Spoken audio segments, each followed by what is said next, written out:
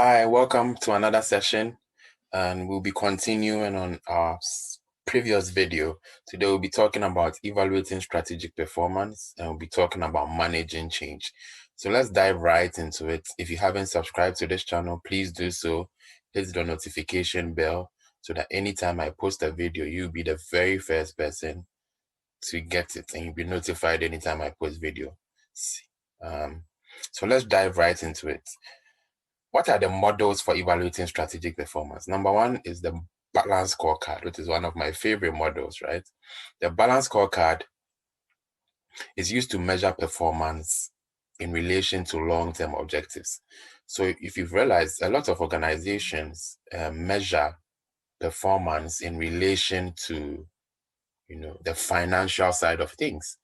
But the balance scorecard, the reason why it's called a balanced scorecard is it measures the performance of an organization holistically from the financial perspective and non-financial perspective as well.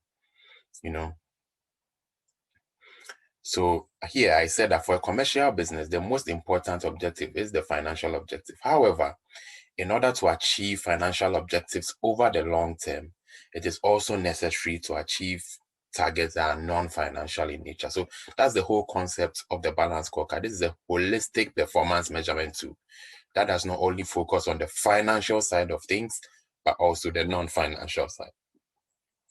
The concept of the balance scorecard is that there are several key aspects of performance, right?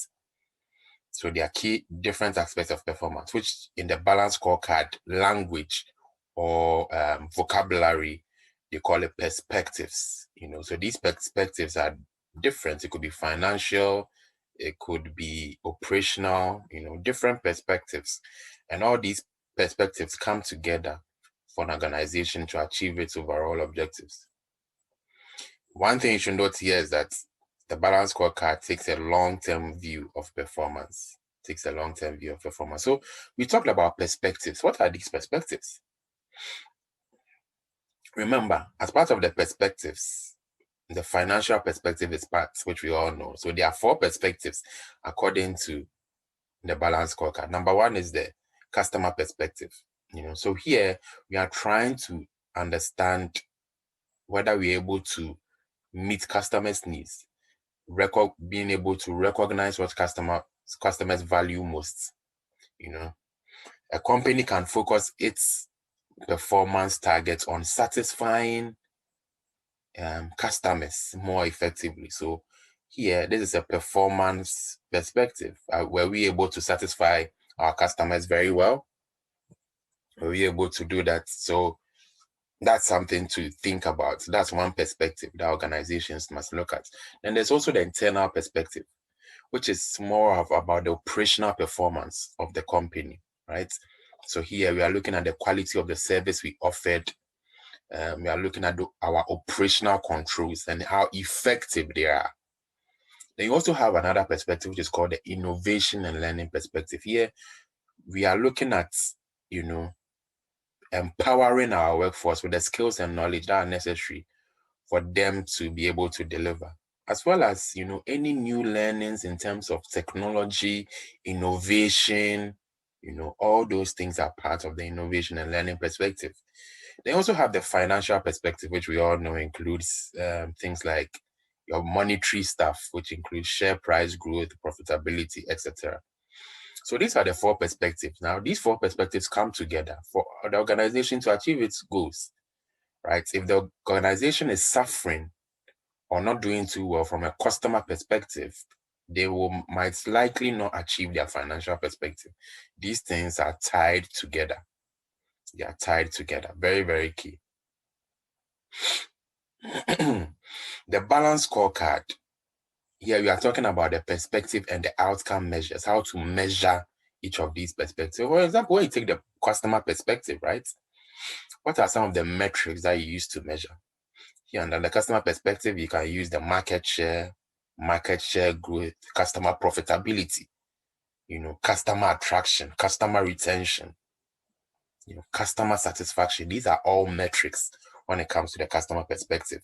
When it comes to the internal perspective, one metric that is key is the effectiveness of operational controls.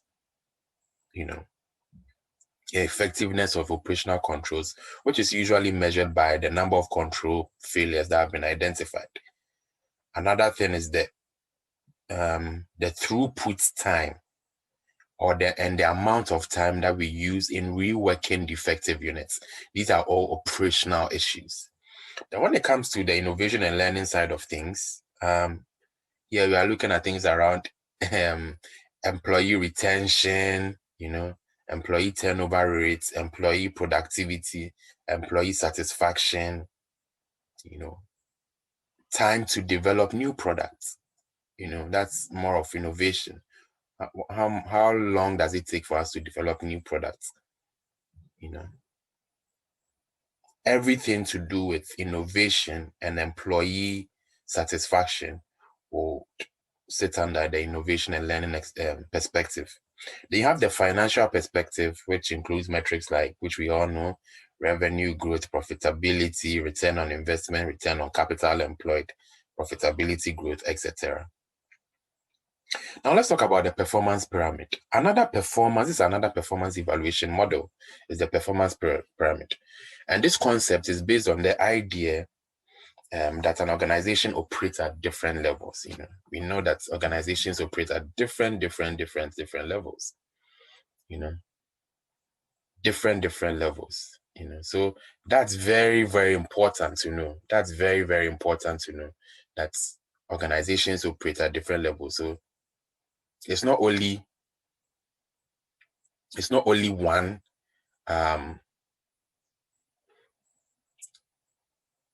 it's not only one level in an organization, not at all.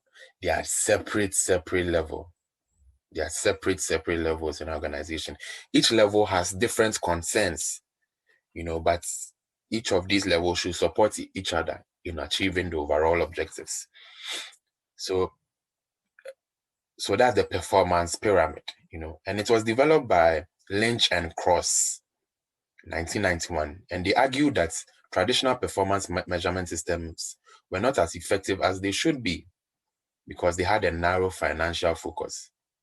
So they were only concentrating on financial issues. Again, that's a problem the balance scorecard sought to address, right? So things like return on capital employed, profitability, cash flow, those were it has a purely financial focus. But the traditional performance measurement systems, they were purely financial in their focus. They purely have a financial focus. But the performance pyramid sought to, improve upon that. And they argue that in a dynamic business environment, achieving strategic business objectives depend on a good performance with regard to things like customer satisfaction. So you see, these are non-financial in nature. Customer satisfaction, flexibility,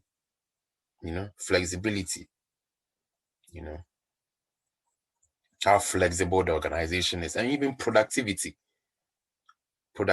how resources are utilized. Is it efficient?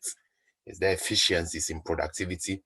So you see, this is quite similar to the balance scorecard principle, because what Lynch and Cross is seeking to do here is that they are seeking to improve upon traditional performance measurement systems that all are only focusing on the financial perspective.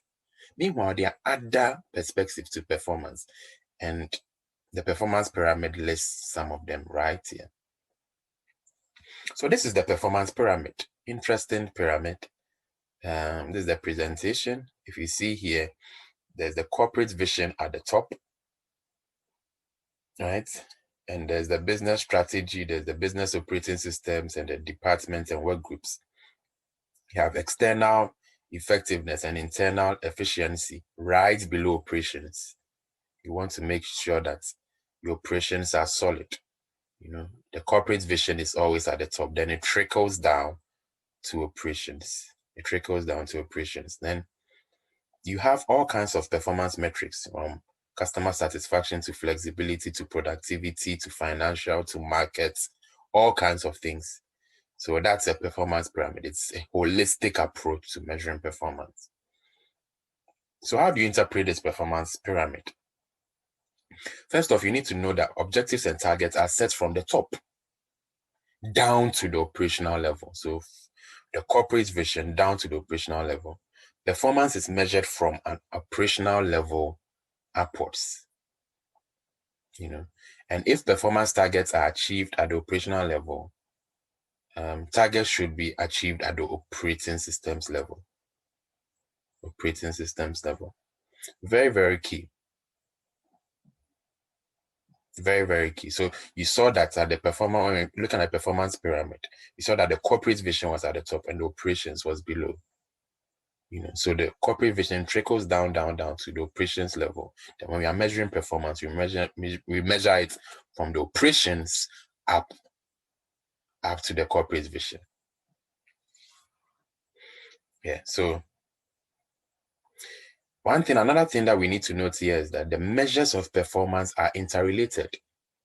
That's something that is always important. You realize that the financial perspective is related to other perspectives, like customer satisfaction and co. So they are all related. If you look at the presentation again, all these perspectives, customer satisfaction, productivity, they are all related. If you slack on one, another one is affected. Okay, then let's move on to the Fitzgerald and Moon building block model. Fitzgerald and Moon building block model. What do we mean by the Fitzgerald and Moon building block model? So Fitzgerald and Moon in 1996 provided a framework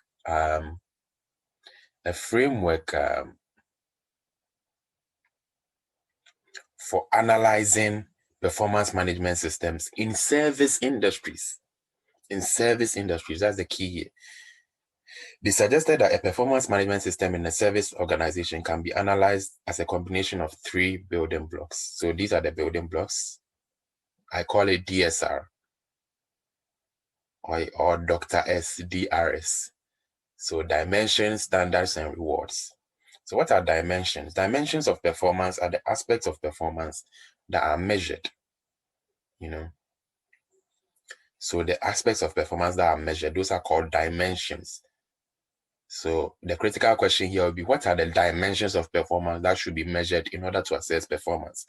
Fitzgerald and Moon concluded that there are 6 dimensions of performance that are linked to corporate strategy. So what are the 6 dimensions?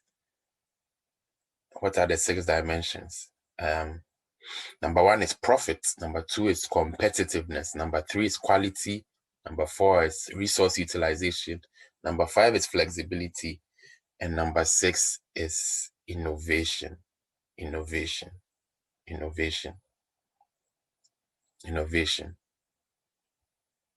So how do I remember this? I use an acronym which is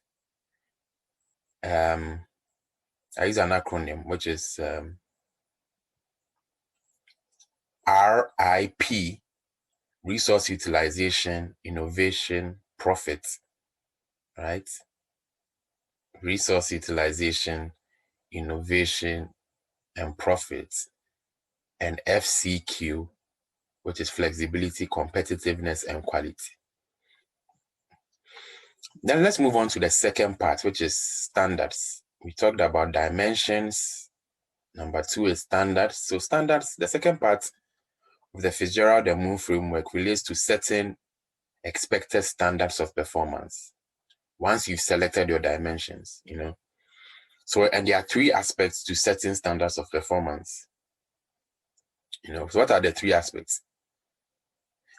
Number 1, are these standards fair or equitable for all people in the organizations? Are these standards fair? Number 2 is, are these standards achievable? Sometimes some standards, they don't even make sense. Are these standards achievable? Number 2. And do the stakeholders, number 3 is, do the stakeholders accept the standards as their own? Do they feel like these standards are their own, or they feel like it's been imposed on them? So number 1, are the standards fair? Number 2, are the standards achievable? Number 3, do the stakeholders feel that these standards are owned by them? Because you don't want to impose standards on people. You want them to embrace them on their own. So that's the second thing, standards. Then you move on to rewards. That's the third aspect. Yeah. This refers to the structure of the reward system and how individuals will be rewarded for successful achievements. One of the main roles of performance measurement system should be to ensure that strategic objectives are achieved successfully by linking operational performance with strategic objectives. So Fitzgerald and Moon, there are three aspects to consider in the reward system. Three aspects. But we'll mention a few.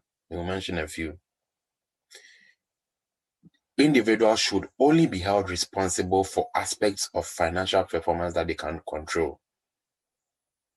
You can't be accountable for something you don't control. So you should be able to control something before you basically are held accountable for it. So individuals should only be held responsible for aspects of financial performance that they control. This is a basic principle of responsibility accounting.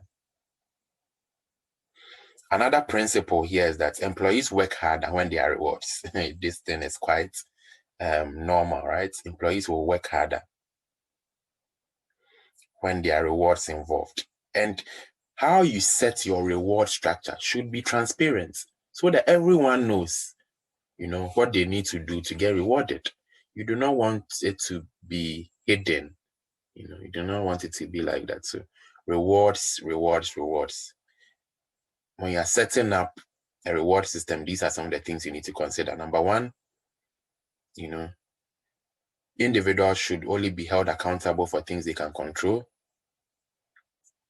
Number two, employees work harder when they are rewarded. And number three, the reward system should be transparent. Now let's talk about managing strategic change. Under managing strategic change, one of the things that is key is the Lewin's force field analysis. So Kurt Lewin was a social psychologist, and he developed a theory which is called the force field analysis. He suggested that there are two opposing forces to change. There are driving forces that support the need for change, and there are restraining forces that oppose and resist the change. So there are driving forces that support the need for change, and there are restraining forces. So driving forces, restraining forces that oppose change. And he said that change will not occur if the forces resisting the change are stronger than the driving forces for change. So change will not occur when the resisting forces are stronger than the driving forces. Change is only possible when the driving forces are stronger than the restraining forces. So you see that in this diagram, right? Restraining forces, driving forces. When the driving forces are more powerful, they kind of limit the restraining forces, and then change is able to occur.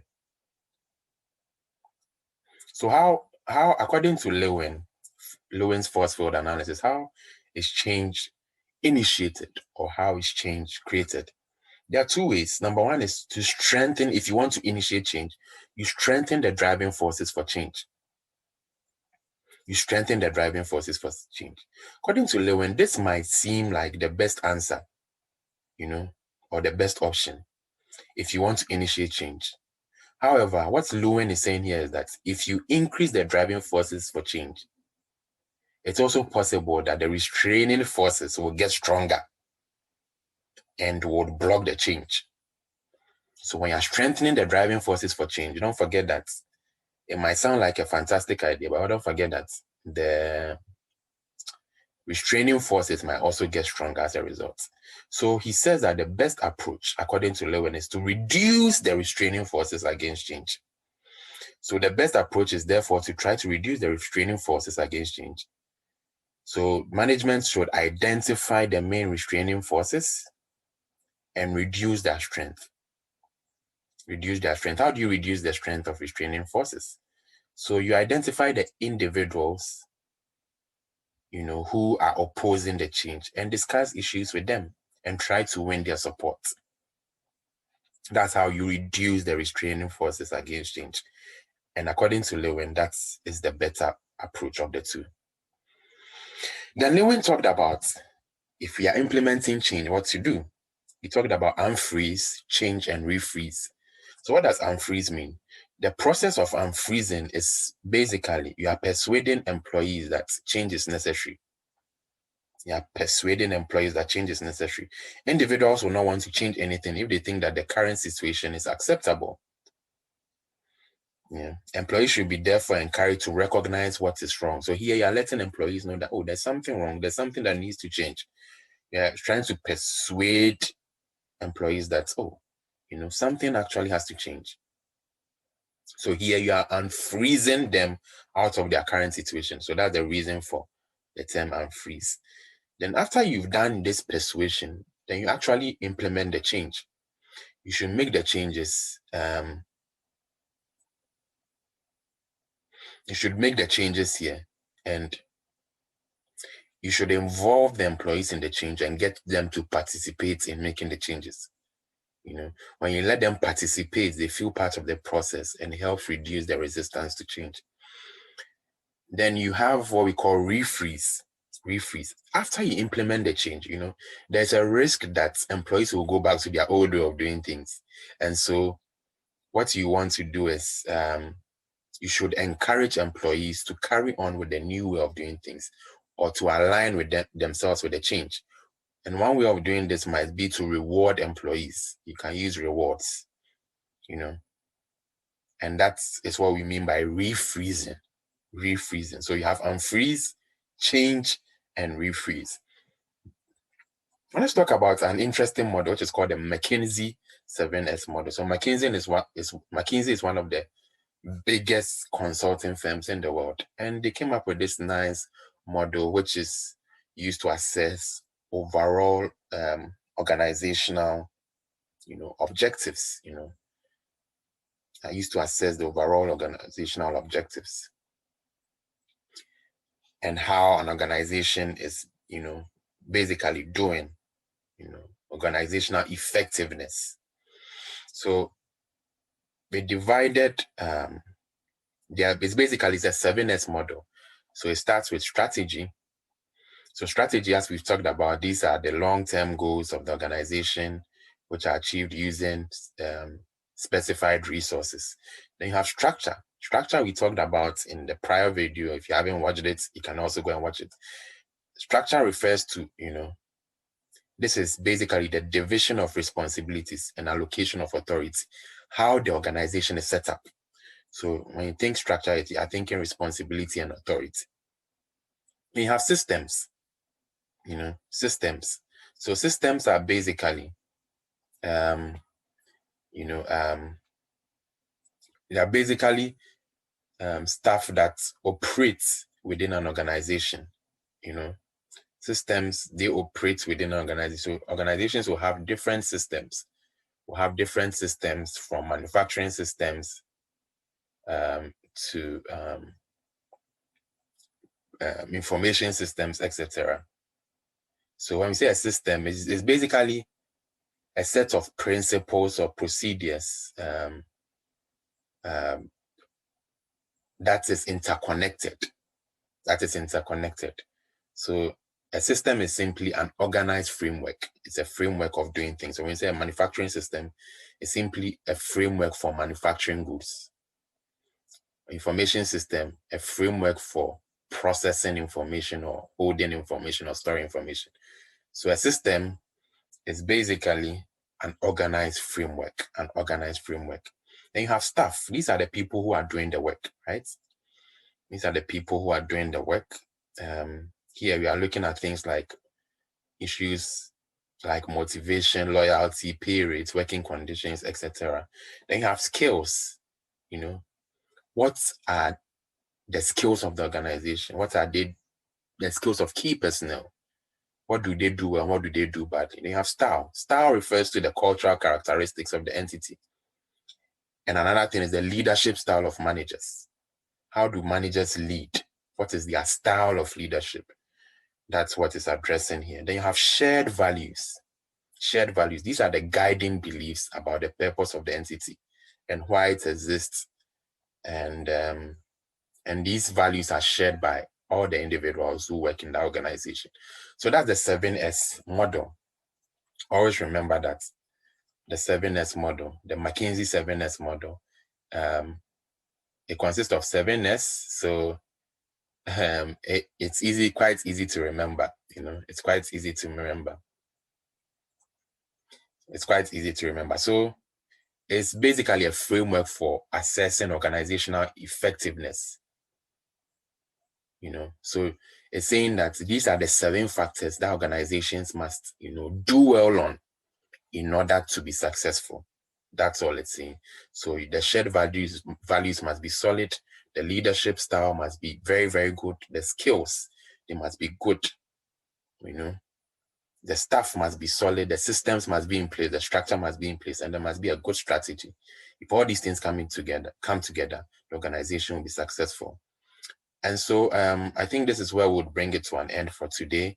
Thank you very much for listening. If you haven't subscribed to this channel, please do so. I post videos here all the time, and hit the notification bell so that when I post a video, you'll be the first to get it. Thank you and have a good one.